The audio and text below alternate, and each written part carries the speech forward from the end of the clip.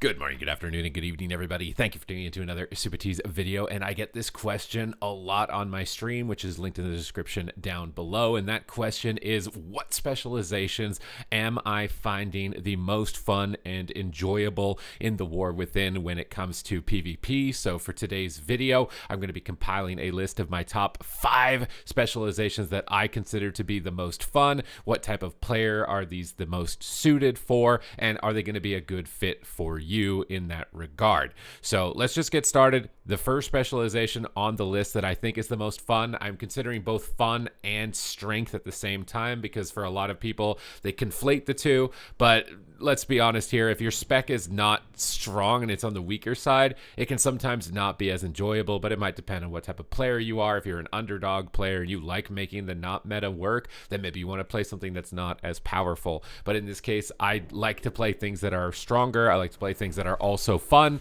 so I won't sacrifice fun necessarily for strength entirely. But Elemental Shaman is absolutely one of my favorite specializations to play at the moment. With the rework that they've done on this patch, with the changes to Primordial Wave, they've really enhanced the flavor of the specialization. It feels really powerful when you let it rip with your Ascendants, and when you're just getting a ton of procs and you're able to chain react a bunch of lightning bolts with Stormkeeper and Earthshock and just pile in a whole bunch of instant cast damage basically onto anybody coming your way. I really enjoy that proc playstyle. It's been one of my favorite archetypes in PvP, and the main reason why it's so powerful at the moment is because it's mostly instant cast based. So this is great for somebody who is a beginner player at PvP, because if you're having to cast a lot, having to deal with interrupts, that can just be a generally frustrating experience and a lot more difficult if you're new to the game.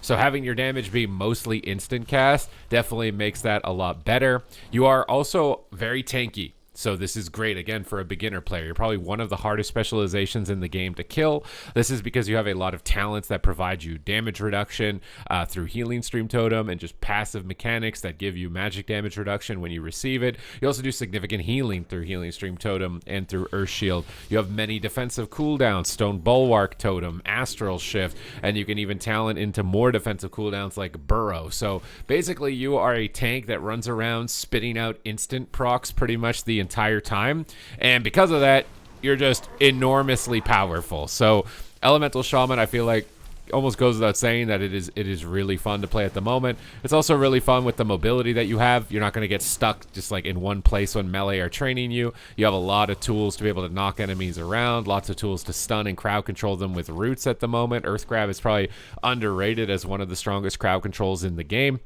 So overall, I've had an awesome time on this specialization. I think it's a lot of fun. I like the flavor of it currently, and it's really powerful. It might, in fact, be the strongest, but this one is only coming in at number 5 on my list. I think there's a couple of other specializations that are deserving of positions as well, aside from the Elemental Shaman. Another great thing with Ele Shaman is that you can re-roll to Resto Shaman if you're having a night where you just want to get some games really fast. So picking a DPS spec that has a healer spec available to it at the same time can be great in those situations where maybe you don't have a lot of time to play, or you want to cap your conquest a little bit faster because you're going to be getting those extra conquest tokens from playing a healer. The next specialization, which may come as a surprise as I'm hovering over my Druid right here, is not actually Balanced Druid, but in fact Resto Druid, which I have been going from I hate this specialization to I love this specialization, and bouncing back and forth quite frequently with it. But now that I've actually caught my gear up with the specialization a little bit more, I am starting to like the spec a lot more. And it's also kind of nice because there are tournaments as well. Players are showing talent trees, they're showing builds, and I'll have talent builds for all of these specializations in the description down below if you want them. But for Resto Druid, they've completely changed the specialization, and they've enhanced it in so many ways that makes it feel really skillful. But unlike Elemental Shaman, I would not say that this is necessarily the best spec for a beginner. It involves a lot of juggling and understanding mechanics. The main mechanic is Soul of the Forest. So whenever you use Swiftmen, which requires a heal over time effect like Rejuvenation on the target, if we press Swiftmen, it's going to be granting us a buff called Soul of the Forest. Soul of the Forest is a buff that we can use to amplify our next heal. Typically, the heals that you're going to be using for this are Rejuvenation. So you can press Rejuvenation now after Swiftmend, which will apply a more powerful Rejuvenation on that target and make them more durable. Another mechanic is to use Swiftmend on the hot and then use Soul of the Forest for Nature's Swiftness in order to enhance our regrowth to heal for 4 million. Those are kind of the mechanics I think that you become it's a little bit more complicated because you have to weave in Swiftmends before your next heal while also maintaining Life Plume on the target in order to have the maximum healing effectiveness. And you can also use Swiftmend to extend the duration of something like Cenarian Ward. So you can get Cenarian Ward up, extend it, amplify for your rejuve. Now that target's going to be very durable. It's going to provide a lot of healing. But another mechanic that's been introduced in patch 11.1 is that you can Star Surge. And when you Star Surge, it's going to give you this buff, which increases your heal over time effects, basically. So you're going to have to consistently be maintaining these hots, knowing where your Soul of the Forest rejuvenation is going, while also Star Surging a target in order to amplify those heal over time effects while navigating around the map, looking for cyclones, finding crowd control, repositioning well. And it's a very nice kind of just mini game where you're constantly having high APM, which is why I say it's not really beginner friendly. The only thing about it that I do think is beginner friendly is the new tree form, Ancient of Lore. But you're going to also want to note that you have to cast this tree form. So how are we going to get around that? You're going to want to use one of your Nature Swiftness charges in order to get into your tree form. Now, when you're in tree form, you can just spam your tree form bind, and it's going to just apply hots, heal the target for a significant amount. You can use Efflorescence, which will just be an AoE hot application, and you can kind of just run around immune to crowd control, basically almost immune to death in that sense, and just get a ton of heal over time effects. So that cooldown makes you really strong at the moment because you can completely immune enemies during their cooldowns so they can't crowd control you. You can power through them with high heal over time effects, and you can just make really flashy plays. You can go in Cat form, build up combo points for stuns and damage while weaving in Star Surges and maintaining hots on a target. So for me personally, now that I've gotten more gear, now that I've gotten the set bonus, I am starting to like this specialization a lot more, and it is actually coming in on one of my top 5 specs, which maybe I shouldn't reveal to my stream necessarily because I feel like you guys gift subs for me to play Wrestler Druid because you think it makes me miserable. But nowadays it actually is a lot more fun.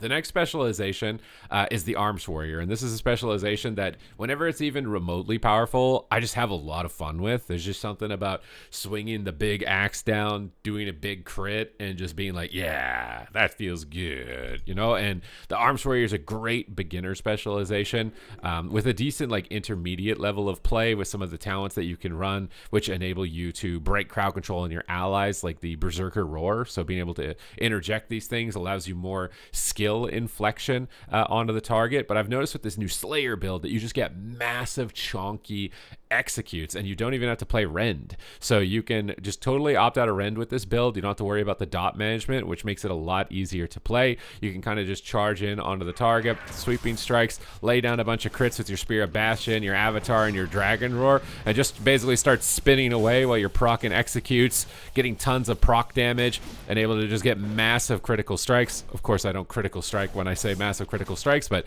you can get massive critical strikes from all of your effects. Almost like any ability you press when it's on the top end is like 3 million damage. So really, this guy is just a juggernaut. It's just a big crit machine, and it just feels really nice. You can see all the little animations you get when you get little attack procs as well, which feels super satisfying whenever you're able to get in on a target. And that's the main reason for me that I think Arms Warrior is just super fun. It's kind of more of a simple answer, right? And this is why fun is, you know, it's subjective in a lot of cases, but that ramp to build up towards your Bladestorm from execute procs, the little bit of self-healing that you get from the Slayer talent tree, the ability to charge out of roots, which is really nice on this specialization. It makes Arms Warrior really fun. So I've really been liking this Slayer build since I swapped over to it. I've been having a remarkable time on it. It's a little bit more of dirty, simple fun with the Arms Warrior, but I think it's good to have a nice little mix, and obviously depending on what type of player you are, if you're just looking for something a little easier, simple, get in there, big numbers, Arms Warrior is definitely going to be able to deliver that experience. So if you want that type of gameplay, it's gonna align perfectly for you.